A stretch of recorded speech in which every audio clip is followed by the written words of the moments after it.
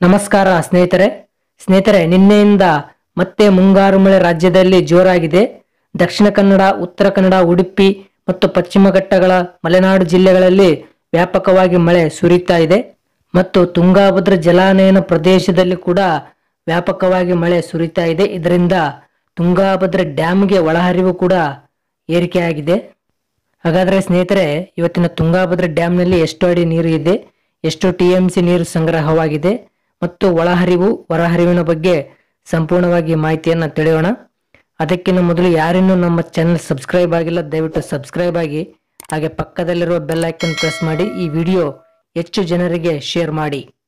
ಸ್ನೇಹಿತರೆ, ಇಂದು ಅಂದರೆ 12 ಜೂನ್ 2025 ಇವತ್ತಿನ ತುಂಗಾಭದ್ರಾ ಡ್ಯಾಮ್ನಲ್ಲಿ 1602 ಅಡಿ 47 ಇಂಚು ನೀರು ಇದೆ.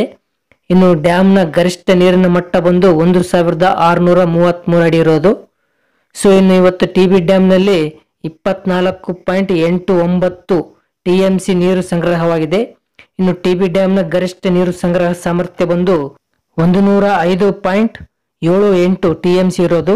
ಸೊ ಇನ್ನು ಇವತ್ತಿನ ಇನ್ಫ್ಲೋ ಅಂದ್ರೆ ಒಳಹರಿವಿನ ವಿಷಯಕ್ಕೆ ಬರೋದಾದ್ರೆ ಇಂದು 5306 ಕ್ಯೂಸೆಕ್ ನೀರು ಒಳಹರಿವು ಆಗ್ತಾ ಇದೆ.